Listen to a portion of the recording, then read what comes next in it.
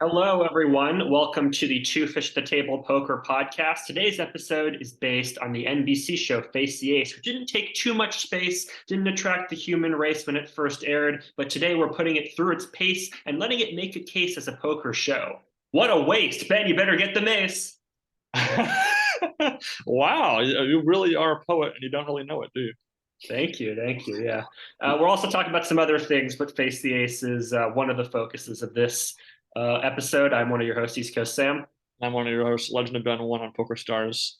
Welcome, guys, to our into the adventure into the PokerGo Vault episode, where we decided to just sort of investigate the various programs on PokerGo and find a couple that catch our attention. And so our main two programs here we'll be covering is Hand Histories, a very brief sequence of videos spotlighting one hand for a player in poker history, as well as the short-lived NBC primetime poker television show Face the Ace. But before we get into there, guys, it's important that we acknowledge that we were about a dozen and a half events into the 2023 World Series of Poker.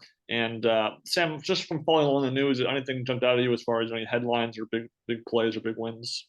Well, probably the biggest win thus far is Nick Schulman capturing his fourth bracelet in the 1500 seven-card stud event, and also rocking the greatest Amir Vahidi cosplay you'll ever see in your entire life, with the cigar and everything. He just looks so cool.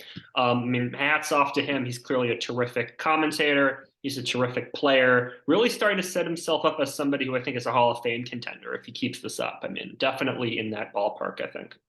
Yeah, it's funny you mentioned Nick Schulman's accomplishment because really June 4th was a very, in my view, a very entertaining day in poker for this World Series. We had two very strong, very lengthy PokerGo sponsored streams of the two final tables that night. You had the seven-card sort of, I think it was $1,500 event that Nick Schulman won, and then the 25K heads up no limit hold'em championship, where we had, to my surprise, considering that we had four players left when that was sort of day three of that event on June 4th, the two players I was rooting for the most, Chan Khun and Doug Polk, both won their semifinal matchups and then squared off in a very entertaining heads-up championship match for the finals. And although I was kind of rooting for Doug Polk, I was actually pretty happy for Chan Khun, who has been a very consistent player in the World Series last decade. We first saw him square off against Henry Tran on day 4 at the featured table, where Kuhn had to deal with the stalling tactics of one of the more memorable hands in that main event. So I was happy to see this guy who I was just kind of like laughing along with how he was winning that in those spots, and to see him finally break his bracelet virginity and finally get number one for him when he's been a very consistent performer in the main event, one of the more under the table, well-performed players in the last decade in the main event. Yeah, absolutely. I mean, you really put it well. He's a name that, doesn't grab your attention, but I've definitely seen him a lot. He's popped up here and there. So to see him finally, win $500,000 in his first bracelet up against a guy who a lot of people think is one of the best heads-up players of all time is quite something. And then obviously Doug brought a lot of his energy, you shall say, to the event. That geez, that hand, I mean, with his semifinals, I mean, oh my God. Two-outer with queens against kings, pretty crazy, and he did close it out shortly after that. And then it did seem like Doug really had a control over that final match, and then that one ill-timed bluff, which I understand that you have to balance your range, you have to mix in some bluffs, but considering the skill advantage he really had and how he was in the chip lead, I feel like sometimes you don't have to put in the majority of your stack when you can kind of play your game and just kind of grind it out at that point. So that was my thought. I understand it was a great call by Kuhn. Props to him for that hero call, really, with I think it was like third pair on a somewhat coordinated board, not super coordinated, but nonetheless. I think Polk could have maybe taken his finger off the trigger there. Absolutely, yeah. I mean, speaking of sick calls, we have Tyler Brown in the Mystery Millions calling off with ace high on the turn to essentially win that tournament. He wins the very next hand, which is just such a sick call. It's already been clipped and put on PokerGo, and everybody's giving him praise for it. But yeah, that was a sick moment to watch. Yeah, so we definitely have had some pretty exciting hands and moments in this summer's poker history in the last couple of days. So I hope to see some continued fun in the weeks to come. We haven't really seen any besides Nick Schulman, any really kind of big names or poker veterans sort of win a bracelet. Which a couple of players have come close. I know that Sean Deeb finished runner-up in one of the online events recently as well, but none of the top pros that I'm always rooting for every year have quite managed to pull off that first bracelet win. But some years are like that, and hopefully, guys like Helmuth Negreanu, Mattisau will get make some final tables and make a show of it. But we'll see. It's still early. Yeah, Dutch Boyd got second in the 10K Dealer's Choice Championship. John Hannigan's made deep runs. Sean Deeb's made a couple deep runs. So yeah, I mean, there's definitely names in the mix here. It's a little too early to talk about Player of the Year, but no big names thus far in Player of the Year. So still very much a young WSOP. And then right now we have a bunch of events going on right now. We have the 7-card stud championship with Max Hoffman, Max Coleman, Brian Yoon, David Bakes Baker, a bunch of people in there. The 1500 six-handed, we have Abnisha De Silva in there. We have a bunch of people have definitely come out for this WSOP. So yeah, we're definitely going to see more big names do well. Yeah, it's funny you mentioned Player of the Year because it's often kind of a known fact in the poker world that sometimes certain professionals, if they get a bracelet early in the summer, that kind of it reframes their schedule for the rest of the summer. Sometimes they're more likely to kind of multi-event and sort of go for the Player of the Year if they get off that hot start because you really kind of it's a bit more downhill of a battle than if you're kind of trying to get that first big score, that first big final table. So you have to wonder if maybe Nick Schulman, for example, might even mix it up in a few more events than he normally would if he thinks that he can really kind of hit that second gear as we enter event 20 and onward into this World Series. Yeah, absolutely. And in terms of the big talking point of this year is this going to be the most popular main event? We have this Gladiators of Poker event, which is $300 I never heard of, and we're at already nearly 3,000 entries. So there definitely seems to be a lot of these events seem to be very popular. The 1500 six-handed is 2,400 entries. So definitely, I think there's a shot that it could be the #1 main event. And yeah, I mean, we're seeing a lot of just a great mix of events that are coming up soon. So it's exciting. Yeah, I mean, there's definitely in the last couple of years, especially a greater focus on having kind of those, the smaller, like hundreds of dollars buy-in events, not that weren't online. So the Mystery Millions was $1,000, had over 18,000 players. That's more than double it's basically double what the main event will probably be this year.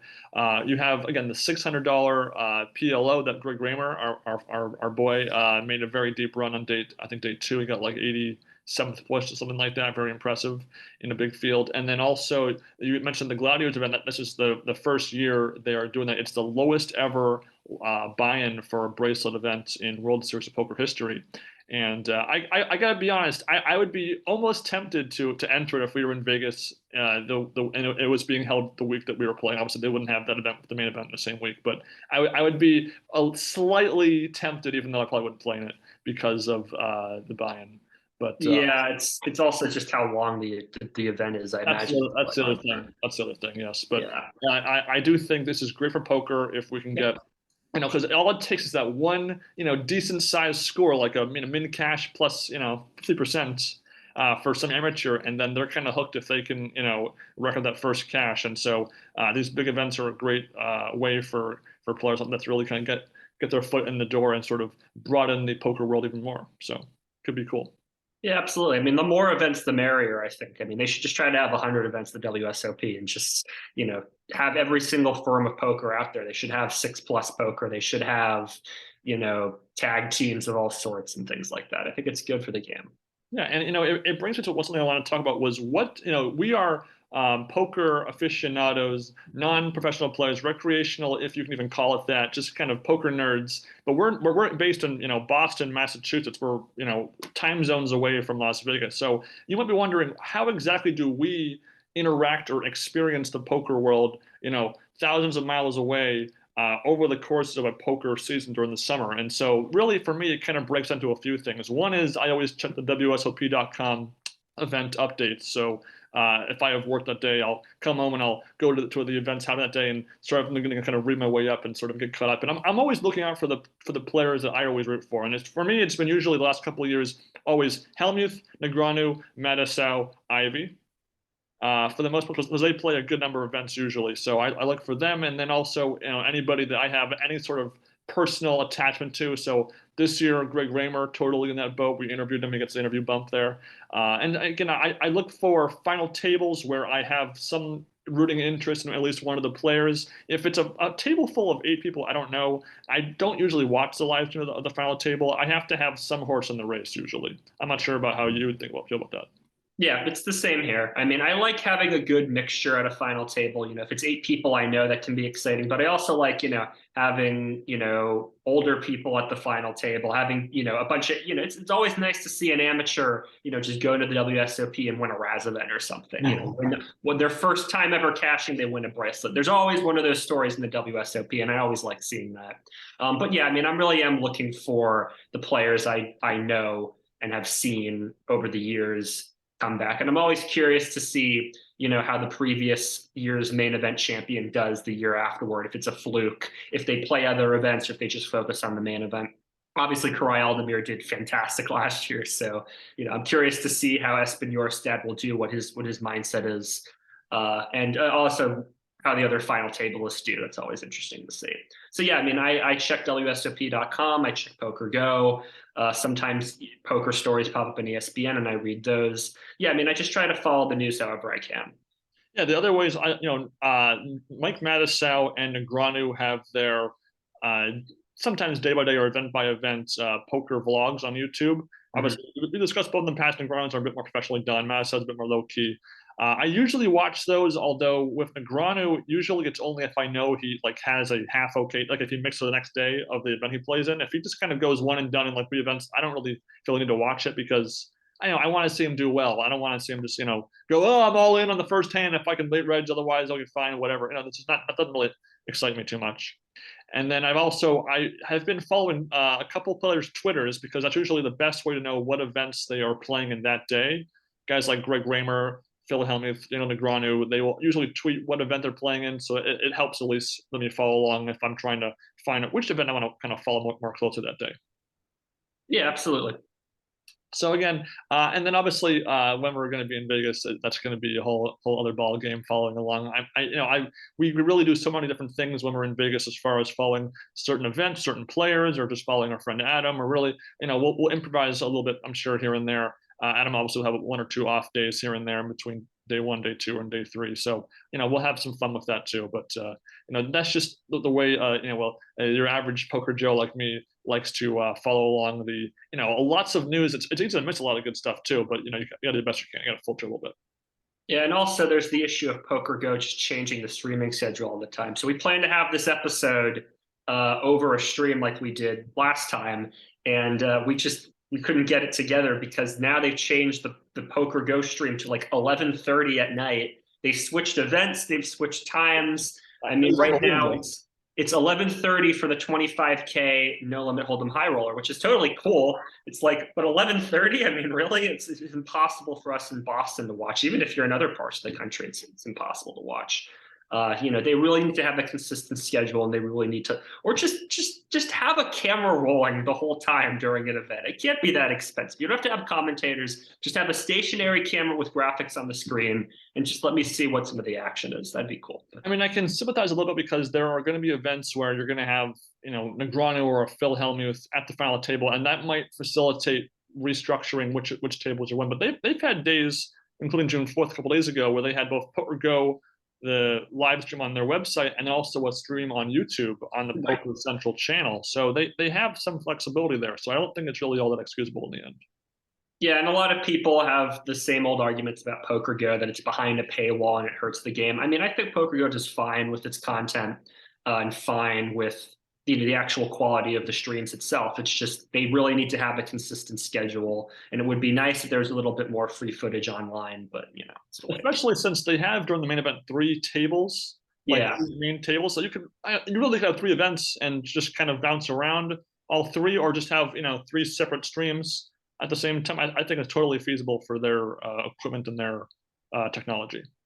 Yeah, and please just have RFID chips at the third table, and remember that the third table is there, so we can see it a little bit more often. Yeah. How about 3 split screens? Main table, secondary table, third table, and you can just If they can have like NFL Sunday ticket, you can have WSOP weekly ticket or something. You can have every single table. That'd be pretty cool. But again, we'll obviously stay tuned for any further updates in as the summer progresses. But let's move on to really our main discussion here, breaking down a couple different options to watch on PokerGo. This first one being a little thing called Hand Histories, where it's a very simple, like 6 to 9 minute video with one player discussing one momentous hand in their poker career. It's a very low key, it's intercut with photos and footage of the hand and of them just kind of sitting down in this sort of studio interview room. And it's about 40 minutes of content in total if you combine all the different content. So it's a pretty quick watch if you're gonna just spend a few minutes to watch each one. Each one provides something different that I enjoyed. And I was actually pretty impressed with the variety of hands as far as what events, what programs, and because it wasn't all just main event hands. Yeah, it's pretty breezy stuff. Again, each video is only a couple minutes long. Yep. We do have, from Brian Rast, we have a hand that's not from the main event. We also have Jeremy Osmus, not at featured table necessarily, sort of when he's out in the field. So yeah, but for the most part, it is kind of the hands. Like if I said Joseph Chung, what hand can you imagine Joseph Chung talking about? It's the hand with Filippo Candio. That would have been interesting to see him talk about the hand against Duhamel when he was. Yeah, that's what I thought too. I was shocked that they didn't put the A7 hand, but I guess I don't know. Maybe he has to agree to be interviewed about this particular hand. So I think he felt more comfortable about a hand that he played correctly versus one that was kind of just a bad moment. But it's hard to feel bad for someone who won $3 million playing in the main event that year. But I can sympathize with him. He's kind of talking about that hand, so that's why I picked that one. Yeah, it's fine, but it's for the most part it's fairly predictable stuff, and also because of how short it was and how quick it is, there's not too much analysis. It's essentially what you'd expect they would say. Oh, this hand happened and I felt like this, and oh my God, this river card came out and I feel so lucky, and this and that. Nothing super insightful, no flashy moments or anything. I'm surprised they don't just put this up on YouTube. I thought that Matt Affleck actually had some pretty strong analysis, probably the best analysis by a player amongst his hand histories of the lot. It was funny how he lost his glasses. There's a little tidbit in there in the story that was kind of amusing. And there were a couple players, Osmus and Brian Pacholi, briefly talk about a little bit of family story that I thought was kind of nice to hear a little bit more of their backstory. Osmus talking about his son being born premature and his wife's uterus had to be removed, and then Brian Pacholi talking about his dad having paralysis and that affecting his poker background. So I appreciate the small tidbit information that we didn't actually get during their main event runs in the first place. I'm surprised they didn't include, but I guess in Osmus's case, maybe I don't know, it's a little bit more personal, but he was comfortable talking about it after the fact. And then the last one in this sequence was Dale Negreanu during his big bust out hand in 11th place against Joe McKeon. And he mentions sort of the key thing here. He's going for the win, not going for the final table or the pay jumps. And again, if he wins that hand, I think he's definitely a lock to make the final table at the very least. And obviously that could have helped lighten up a relatively dull final table. But in any case, I know even though again their commentary isn't the most expansive, but I still appreciate these bits. I'm happy I watched them.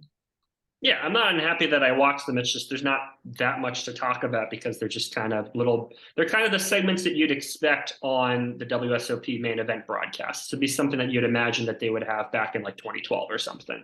Mm-hmm. Yeah, Matt Affleck definitely comes off the best of these 6 guys. The fact that he almost, he doesn't, this note that he leaves the episode with like, what would have happened if I had won the main event? What would my goal have been? So he's kind of like not quite appreciative that he didn't win, but he's able to take it with a lot of emotional maturity and just kind of roll with it, which I really appreciated. But yeah, I don't feel the need to watch that episode again. I don't feel the need to watch any of these again. Like I got my sense of it. It was okay, and I can kind of just move on. No, I can understand that, and so having watched Hand Histories, I was in a good brain space. I was excited to watch this show that I had never heard of. I just assumed it was a Yeah. PokerGo exclusive or original, called Face the Ace, hosted by Steve Sharippa from The Shrippa. Sopranos. Yep, Steve Shrippa, who you may remember from the Ralph the Movie Maker approved movie High Roller, the Stu Unger story. He was Stu's friend who was counting the cash in the background and kept getting distracted by people. Yeah, he's back, folks. Yes, and so this was a show that aired on NBC in 2009 in prime time, Yep. not in like the 2 a.m. Drunk on the couch time slot or some bizarre thing, like in prime time. And NBC has always been kind of the the most experimental and least successful of the main four networks, especially during this sort of late 2000s time frame. So you could imagine probably their disgust at the fact that this show flopped in the ratings big time. It was like the least watched premiere of any show in primetime in like one of the major networks like ever. The ratings were horrible. It lasted one season, 7 episodes, and I think episode 1 had like 1.5 million views, which is just nothing. And having watched this whole show, I can kind of see why. I think there's some merit to the show, but as a primetime television show, it fails on many levels. Yeah, I mean, this episode, the first episode lost viewers over the course of the episode. It went from 1.59 million viewers in the first 30 minutes to 1.54 million in the next 30. So it went up against America's Most Wanted, Numbers, and a rerun of the movie Red Eye. And it lost viewers in comparison. Also, I believe the show like premiered in like late August or something, like mid Yeah. late August. So this is again like the summer. So again, ratings in summer are lower than like in fall to spring, but nonetheless, there's in summer that's often the season where channels are most likely to experiment with other reality shows or new programs to see if they can spawn something new in a fan base, and didn't work out. So the show actually has a lot of overlap with Poker After Dark. The graphics are very similar. Ali Najad is involved. Again, just the chips look pretty similar. It's the structure is actually, I think, pretty cool. It made me think about what I would do in those spots. The idea is the contestant is usually 1 or 2 per episode. They would pick one of 4 doors, one of each suit with an ace of hearts, spades, etc. They'd play the player in a heads-up freeze-outs for $40,000, and then either take the money and run, or play round 2 against a different ace for 200,000. Repeat. If they win, they play for $1 million against a third ace, or walk away with $200,000. And I really was thinking to myself, if I was a contestant, what would I do? And I really would have probably one of 2 paths. I would either take the $40,000 and go, or if I felt like my brain was like switched, if I felt like I was like able to focus and I was switched on, I might consider the 200,000, but I wouldn't go beyond the 200,000 at that point. Yeah, I mean, the pay structure is very interesting. I mean, $40,000 isn't, it's a lot of money, but it's not something that's, when you're talking about game shows, it's something that stands out to you, right? Survivor, it's $1 million. The Amazing Race, it's $1 million. $40,000 for beating one person just feels kind of small. Then it's the same with 200,000, which again just feels on the smaller side intuitively. So I can understand why a lot of these guys are just trying to rise up the pay ladder and shoot for the million. It also makes me wonder if they were trying, I don't know, to pay less money to the contestants over time, because they figured, $40,000 is on the smaller side. These folks will be more motivated to try to go for the 200K, and then they'll lose, so that we don't have to pay them. That little things I suspect there from the way this is presented. I mean, yeah, I'm with you with your basic summary. I mean, this isn't devoid of good stuff. There's some little things I like here and there, but yeah, just overall, this show just doesn't work. Yeah, so each round had the same stack and blind structure, no matter which episode you're in. So match 1 always is 200, 400 blinds with 20K stack, so 50 big blinds. So it's actually pretty short. As the blinds escalate, we don't know how long each level is, but they usually escalate pretty quickly. The edit doesn't always make that clear. And then in round 2, the blinds go up to I believe it was 501,000 with 100K turns. So 100 big blinds, so a bit more playability with that stack size. And then round 3, which doesn't get reached very often, actually, it's a $500,000 stack of 2 and 4,000 blinds. So again, about 125 blinds. So gradually, you're a bit deeper when the match begins in each round, which is good. But then I often felt like much like in like a Poker Superstars, when the blinds get so big and it heads up match, it really just kind of becomes a shove fest after a while.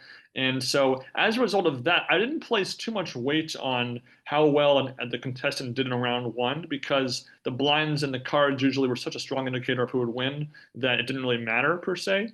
So on that basis, that's why I would be somewhat okay going on to round 2, because even though I'm playing a player that's going to be better than me, obviously. But if you only need a couple of big hands to really hold up, and then you win, you're going to win that match. Enough of the time where it's not, considering it's a 5x multiplier of the prize. I think my odds of winning are more than 20%, for example. Maybe the 30, maybe the 40%. So I feel like the skill edge doesn't offset the structure and the ROI being increased in round 2. Yeah, I mean, me being the type player that I am, I think I'd probably just take the 40K and run. But it would really just, again, if I'm feeling good, I might go for the 200K. It's, again, $200,000 is a lot of money. Yeah, I mean, it's the blind structure, again, it seems good when you lay it out like that. But within the context of each episode, it's really not clear how long each level is. Apparently, Ali Najad will just come out of nowhere with a microphone in his suit and tie and be like, all right, folks, blinds are going up, and then he just walks away.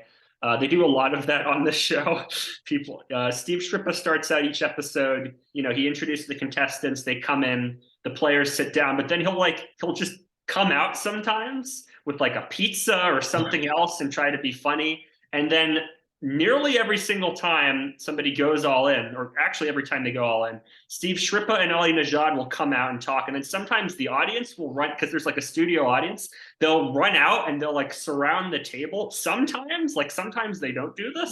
For all ins, they usually do. Yeah, you usually do, but not always. And every single time Steve Shrippa and Ali Najad comes out, Steve Shrippa goes, all right, Ali, what's going on? Ali'd be like, all right, he's got ace king and he's got queens, turn over the cards. Like, the commentary is so unnecessary almost. Yeah, and it's funny you mentioned the commentary, because they take our duo for the NBC Heads Up Championship and basically pull them apart. Yeah. So we have Najad as the director, although actually in episode 7, he actually is like on the stage like almost the whole time. It's kind of strange. Yeah. I wonder if that was the pilot maybe, and they aired it last. And then I forget his name, the other guy in the booth. He just kind of comments on by himself, which is really odd. Normally it's always a 2-man job in the booth. And for the most part, he provides a little bit of analysis on how good or bad or objectively what they're doing in the hands. But again, it's pretty generic, your bog standard sort of commentary there. And so really for me, the most entertaining part of his shows is usually just the table talk between the contestant and the ace. And that's actually pretty good for the most part. They're usually pretty talkative. I mean, to be on TV, usually they try to find very talkative, jovial players in the first place. And these were all players that had to play in an online qualifier tournament to get on the show. So they have some poker chops. Obviously, you can sit at your computer screen and hit call, fold, whatever, and luck your way into a win. But for the most part, they definitely seem like they know what they're doing to some degree, so they weren't like totally out of their element at the table. But there's really these episodes kind of ebb and flow in quality, as we often see. And I actually thought that the first episode, I just been kind of just get into things, because the first episode ends on one of the best cliffhangers I've probably seen in a long time on a reality game show type program, where our second contestant, Don Topple, actually reaches the 3rd round and decides to go to the million. That's a pretty good cliffhanger. I got to give him credit. That was probably, for me, the peak moment of this entire program. Yeah, absolutely. I mean, as you mentioned, there's not too many contestants who actually make the $1 million. Most of them wind up busting out. And yeah, the quality of contestants to me was just kind of all over the place. None of the amateurs were especially great, but some of them seemed to hold their own, while others just kind of seemed out of their element. Yeah. Maybe they were letting the reality show and filming get the best of them. I'll also say that the aces, we didn't talk about this part, murderer's row of a lot of different players. We have Phil Ivey, we have Eric Lindgren a bunch of times, we have Howard Lederer a bunch of times. Jennifer Harmon, Gavin Smith, Mike Matisow, Chris Ferguson. Only one Mike Mouth appearance in the last episode. I couldn't believe it. Yeah, I mean, we have a pretty good row of players, but it does feel to me like they were holding back a little bit, that they were like, all right, I'm on television up against an amateur. If ace won, they got to get $10,000 for a charity of their choice. So it's kind of like, all right, I have one hand tied behind my back. Phil Ivey makes a move in the first episode that I don't see him making in any other situation. So, yeah, not that they're necessarily. I wasn't clear. It wasn't because I think they say near the start of the show that the pros are playing with their own money, but then they're playing, but then they get $10,000 for the charity if they win. So I wasn't clear because I think in episode 1 or 2 they mentioned how the players are playing with their own money, but it wasn't clear if that meant like are they paying the whole price of the other guy or is it? I mean, it could just be like sponsored money.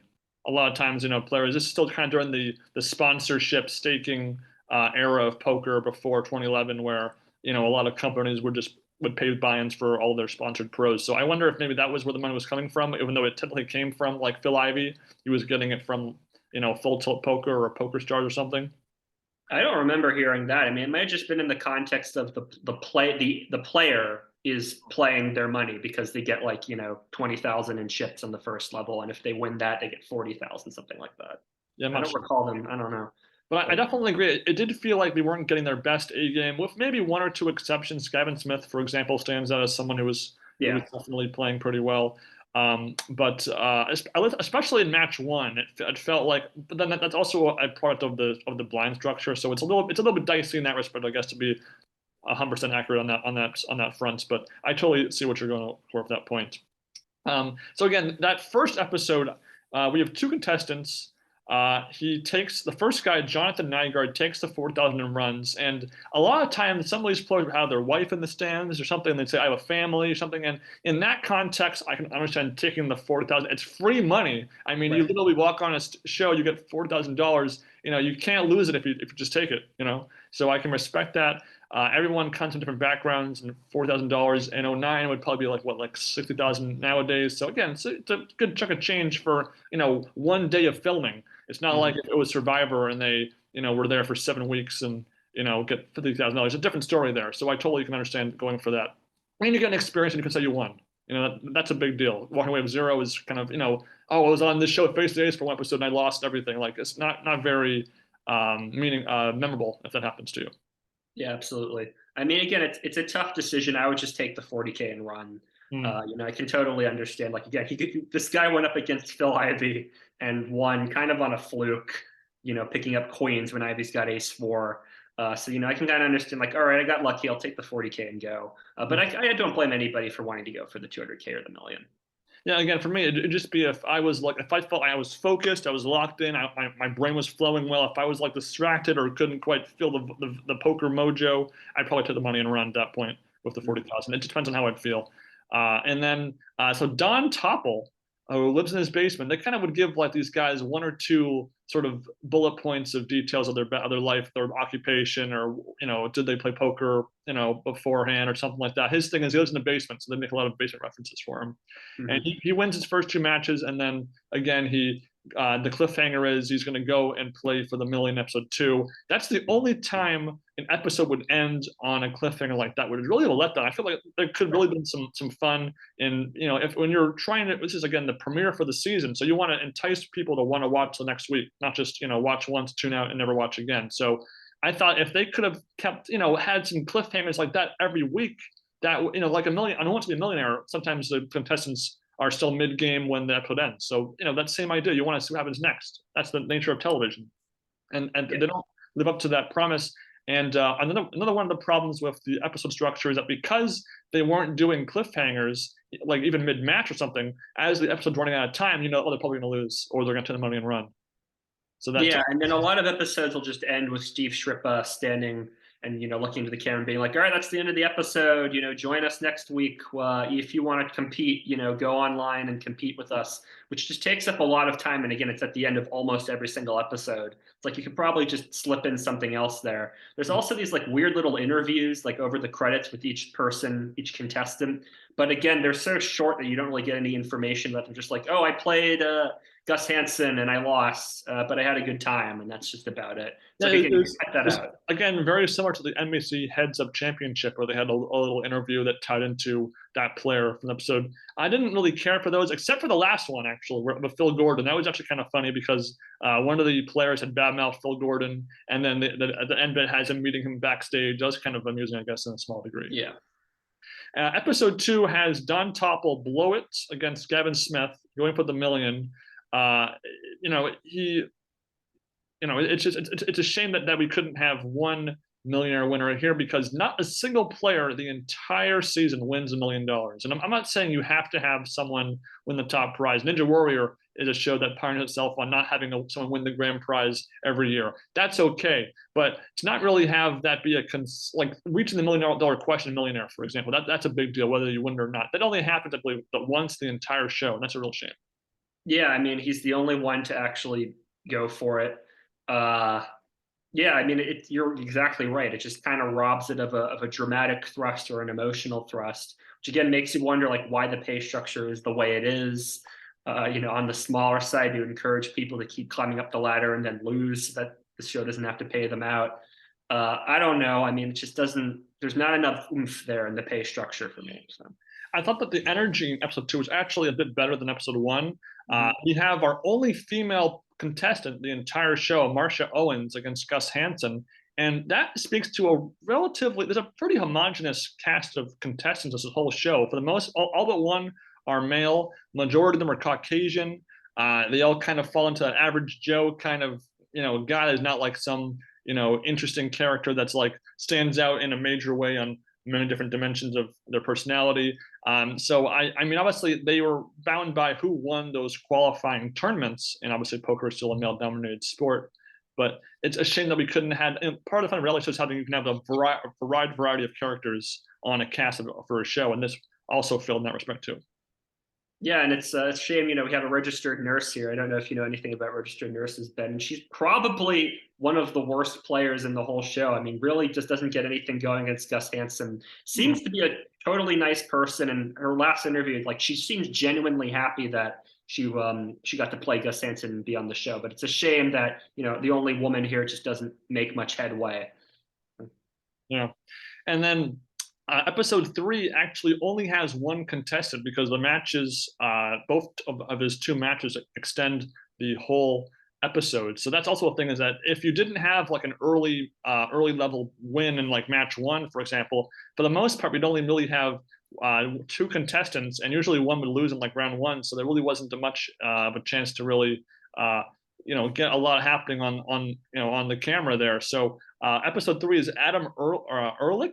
Mm-hmm. He's probably the most talky contestant of the bunch. He talks to the audience a lot. He definitely kind of seems a little overconfident. He does beat Chris Ferguson, but it takes up the first half of the episode.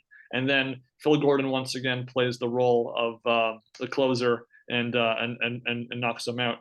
I didn't find his talk obnoxious, almost, but not. So I thought it was an okay episode, probably in the middle of the first 3, but it's a shame when you have a 47-minute episode of television and you only get one contestant in there. Yeah, I mean, he talks a lot, just keeps going. What I do like is he asked the aces what their charities were, and so the aces got to plug their charities, which I thought was a kind of a nice touch. Mm-hmm. But yeah, I mean, as much as the table talk, all across all these episodes is, it's nice to hear these players interact with each other. There's nothing like super memorable in terms of like catchy lines or flashy moments or anything. Like, a couple small things here and there, but nothing too flashy. And then, yeah, the commentators just have nothing to say. It's your standard, he's got Queen 10, he raises, he folds. He's got King 8, he calls with Ace King, whatever. So it's simultaneously like you're appreciative that all this talk is here, but you're also not quite engaged and not quite interested in it. Yeah, and even though I was still mildly on board with the show after the first episodes, I thought they were passable for what they were. But then unfortunately, episode 4 and 5 were my least 2 favorite episodes but 5 was for me weaker than 4. So I'm like setting a new lower bar for like the quality of the show. Episode 4 had our first repeat aces. Up until that point, we hadn't had any duplicates, and we had 2 duplicate aces in episode 4, Phil Gordon and Eric Lindgren. So that was a bit of a letdown. And there was an odd detail that I thought was that at one point in Charles Campbell's match against Phil Gordon, he gets crippled down to like less than 1 big blind. Yeah. And then so then he's all in automatically for like consecutive hands. So when the crowd comes up to the stage for that all in, they go a step back down, but then they have to come back up because he's all in again the next hand. Like they could have just stayed on the stage because he's all in anyway before the card's even dealt. It was very weird.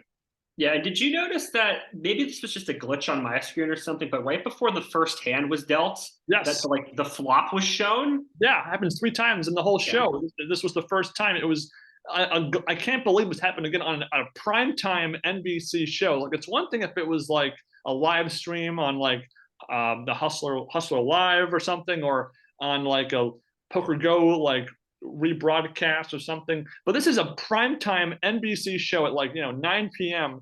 3 times you have just some weird clip of a flop going out that wasn't even the flop for that hand that it took place in the edit. It was mind-boggling how that could have happened. Yeah, it's as bad as the all-in graphic on Tilt that just flashed up on the screen. Yeah, it's a very strange editing error. We also have our first promo for South Point Casino because we have to have the obligatory plug, which it's just they do this in just every episode after this. It's really annoying. Yeah, I know. I was trying to figure out because sometimes you can kind of tell from the show's layout or the commentary which one was the de facto pilot and which one was filmed afterwards, because the production order is not always the broadcast order. And there was episode 5 actually had quite a few nods where the ace was referencing like previous matches. Yeah, where the player was referencing that aces past matches. So I guess that one takes place chronologically later, but it's not really clear like how many days this was shot over. I mean, the matches could be conceivably short enough, given that we don't know the blind levels, that they could have gotten quite a few done in one day. I mean, a lot of game shows do have many different episodes filmed in one day, but I mean, it was just something in the back of my mind that I was thinking about during this watch. Yeah, absolutely. And then episode 6 gets us finally our first non-Caucasian contestant, Anathan Thanagaval, where this is again where the second occurrence where this weird flop of shot occurs in the editing, and then he actually loses the match. So again, it's just when a contestant comes in and loses round 1, it's just really kind of like, really? I mean, we can't even pretend to be, except from round number 2 if round 1 always ends in a loss. And I wasn't counting how many players lost round 1, but it felt like an uncomfortably high number of players lost round 1.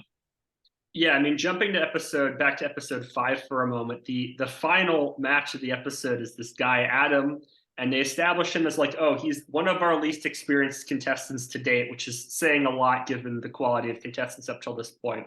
And they show exactly 5 hands, 4 of which are folds, and then are folds pre-flop. And then the 5th hand, Adam decides to shove with 10-9 in the middle of Huckseed telling a story. And Huckseed calls with pocket kings, of course, which probably my favorite line in the whole show is Huckseed says, he was so tired of my story, he moved in. That's probably my favorite line in the whole show. And then, of course, Adam busts. It's like, what the hell was that? Like, did they not have enough footage for that episode? Why is that heads-up match even in the show? I mean, I don't get it. Yeah, it's pretty bad. I mean, you don't have to show every single contestant because presumably they had at least a few players that didn't make the air but maybe not. I don't know. I mean, some game shows have to sort of maybe this show with the money situation they kind of had to show whatever they had, and they might have batched together 2 dud matches like I thought episode 5 was, just to kind of get it out of the way. I don't know. But I mean, you also have to consider how long each match takes, because if one match takes a long time, it's going to eat up more of the episode. So you kind of have to fit the blocks into the episode structure to make the timing work. Right. Episode 6, otherwise, after Thungavel loses, Brian Twitty, reminds me of Stevens a little bit there, plays and does win against Jen Harmon. But he takes some money and runs, and a good percentage of the players that won round 1 did take the 40K and go home a winner, which I'm happy for them. But again, you kind of want to have a few, like nobody gets to round two and wins round two and takes the money. Yeah. Besides Don, who went for the million, everyone walks with either $40,000 or zero. Yeah. And that's really a letdown. I mean, imagine you're watching Who Wants to Be a Millionaire and everyone takes $16,000 and walks away every episode. You wouldn't watch that again. It's not exciting. It is not exciting at all. Yeah. I can tell by how little Sim has to say about the show by how quick his responses to me are. He's just like, okay, Ben, yep, I agree, move on, because he just I mean, I'll get, I just don't like the show. I mean, you mentioned how the first 3 episodes gave you a little bit of hope. I knew after watching the first episode, I'm like, oh God, because it was just honestly, Steve Shrippa was just a terrible host. Also, just the whole setup, it looks really cheap. There's this actress or model, I don't know what you call her, named Megan, and they keep like they would just comment on like how attractive she was and all sorts of stuff, and that just really made my skin crawl. And she's just there to essentially just open the doors. That's all she's there for. You could cut her out of the show and nothing would be lost. Yeah, I just don't like the whole setup. Well, no, to defend my defense of the first, I'm saying like 5 out of 10 those first couple episodes, and the cliffhanger obviously episode 1 was pretty good, and then it drops from 5 out of 10 down to like 2 out of 10 for those middle episodes.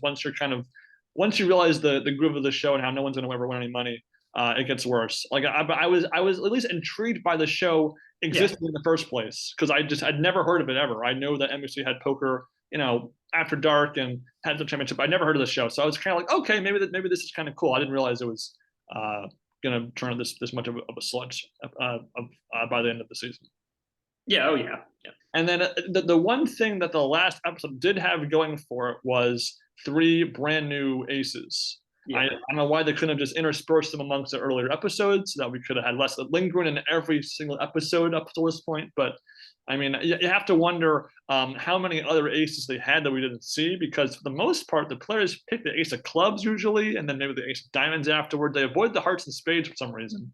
And so we don't know if they had the same players behind the same suits, or if it was, or how that worked out every episode. But nonetheless, we have Antonius, Madisau, and Alan Cunningham. And in this episode, we actually have 2 $40,000 winners and then 1 first-round loser. So I think financially, it's the most winnings in an episode of the entire show, $80,000. So I guess you're kind of ending the season on a bang. I don't know if that even counts as like a high point, but nonetheless, that was the numbers there. Yeah, I mean, Mike obviously is the best part of this episode. Just his commentary, interesting little comments he makes. He doesn't want to be the million. He just wants to, play his game and all that.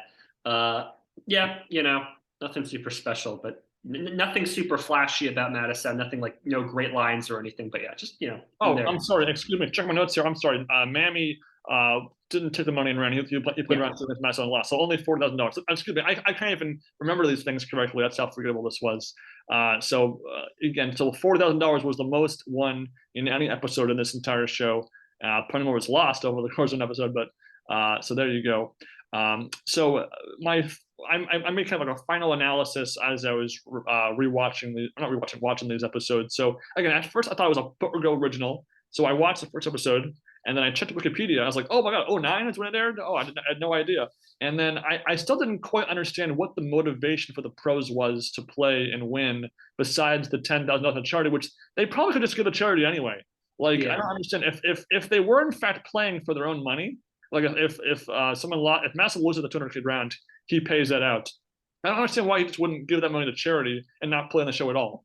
So that needed to be more established, what exactly the financial guidelines of the show was at that point. And then again, having only 1 player in the booth was bad. The people talk was, at least it was pretty present for the most part. It wasn't always hilarious, but it was pleasant. It was nice to see kind of 1 player talk one-on-one to an average contestant. That was a unique sort of spin on things, where it's not as stressful as, say, the main event would be, where you have the Joe McKeon stare and somebody, whatever. So that was, it was pleasant table talk, not bad, not boring, not exciting, but it was pleasant. It was fun to kind of watch that a little bit. But again, the editing errors ×3, the homogenous cast of characters who were the contestants, and there was just no exciting end results in every episode. It didn't work. Yeah, I mean, this show was sponsored by Full Tilt Poker, so I think the whole point of this show was to just promote Full Tilt Poker, and they didn't do a very good job of it. Yeah, I mean, it's. I was never bored by it. I was always Right, sort I of agree. curious I to see agree. where it goes. But yeah, it's a weird anomaly of a show that this exists, and that they clearly just thought they could just cobble this together through minimal resources, throw this out, and hope for the best. It obviously didn't work. Yeah, I mean, it's a weird anomaly of a reality show. It's a weird anomaly of a poker show. It's hard to know who this was for. Is this for like people who aren't really familiar with the game? Is this because the rules of poker are never explained to you, like a lot of poker shows? They're intended for amateurs, like the '03 main event. They had all those segments about this is how poker works. Um, is it intended for people who are like kind of like us, like amateurs who, you know, are considering getting involved with the game more? Like, I really don't know. It's just a very strange show. I guess I would recommend it as like an object, to be like to be admired from afar and studied. Like, this is what a poker show like. Not it's not the worst show I've ever seen or anything. It's not the worst show we've reviewed, but it's just so weird. It's the weirdest thing we've reviewed. Yeah, it's funny because Steve talks as if like you can play poker online now and become our next contestant. So obviously they thought they'd have another season or at least more episodes or whatever, and that didn't happen. So it could have just been mostly just a full tilt poker advertising vehicle, so to speak. Yeah. And they just assigned some random celebrity who kind of they think would draw the names in. But obviously they probably had to dig pretty deep down to find someone who would want to attach themselves to a poker TV show. And again, it is what it is. If you are a poker completionist, maybe just watch one episode so that you can get a sense of the format of the show. But if you've watched Poker After Dark and had the NBC Championship Heads Up Championship, then you've pretty much seen what the show will offer, just simply a different prize structure. So again, I'm kind of happy we saw it because I was just the experience of watching it was very unique. It wasn't, and again, I didn't fall asleep watching it like I've watched some main events or whatever. Right. But I feel like there is maybe in the very core of this show there is something that could have been good if maybe they had reformatted as like we meet these contestants like in like a journey of like we have 16 contestants, they're going to play each other, they've qualified to be on the show, they're going to study the game with each other, we're going to learn about their backstory, and then they're going to play one at a time each episode, and we can kind of get to know these people better before they even play, like more of a reality show than a poker show, kind of a bit more expand upon that so that we have a bit more of an attachment to them if they decide to play on the next round or take the money and run. But I don't know, that might not really work in the modern TV world. So that's just my if I was going to be the showrunner, that'd be my take on it. That's a good take on it. I mean, they clearly just thought like, oh, we have these players, we have this studio, we have this studio audience that wants to watch the show and run up after every all in hand for some reason. I mean, that was kind of cool. I kind of like the whole run up on the stage thing. It's kind of if I was like at a tournament and that happened, I'd be kind of excited to be on the audience and watch that. That'd be kind of cool, I guess. I think it slowed the action down. I It think did. I know, I agree, but but if I was in the audience, I'd be pretty energized by it too, though. That's the thing, is that I kind of can feel like by proxy I would enjoy it. Yeah, I suppose so, but still, like, I kind of want to move on and not have all these people run up the next Steve Ship and go, "Okay, Ollie, what's going on?" Like he doesn't know what the rules are. If I was playing and you were in the audience, wouldn't you want to run up there and watch it if I was all in? Wouldn't you kind of? You're my brother. I would want to do Yeah, that. I'm just saying. But, So just so it's like stranger. Like I would run up to be on TV. I mean, I would do that to get my face in the camera. About it. Fair enough. Fair enough. So there you have it, guys. Those are our thoughts. If you have PokerGo and you want to watch the show, it's under the on demand towards the bottom of the list. So it's kind of buried in there in the library. So, give it a watch. Give us a take on your thoughts on the show in the comment section if you do decide to watch, but you have been warned, maybe watch it to next week like we do.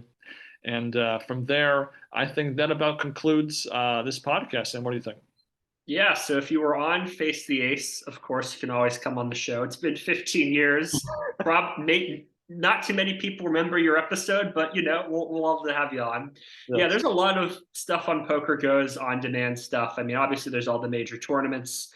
There's Conversations with Phil Ivey. There's Stories from the Felt, all these like weird little shows. So feel free to explore those.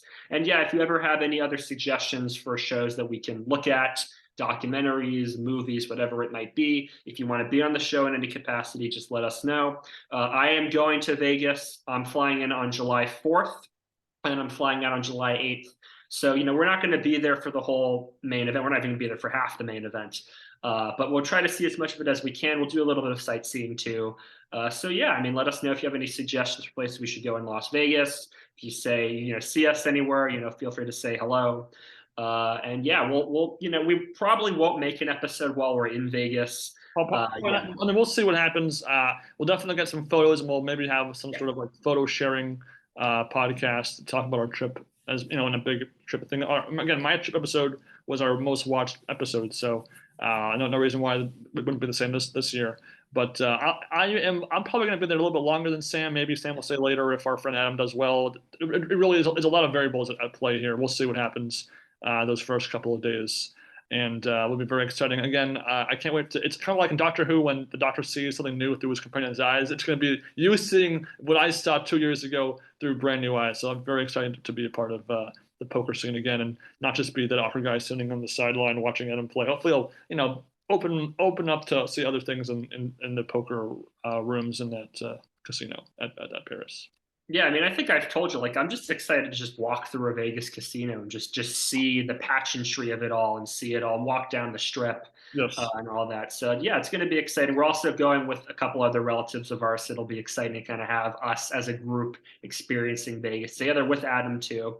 So yeah, I mean, if Adam runs deep, I'll try to see if I can say. Obviously, if he makes the final table. I mean, we've been talking to our family about this, and everyone's like, we're gonna fly to Vegas if Adam makes the final table. So fingers crossed that he can pull it off.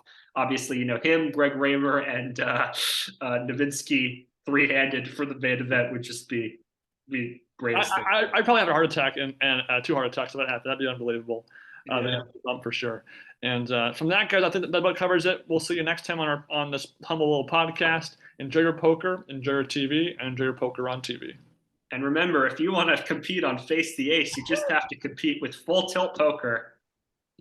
All right, guys. Bye. Bye.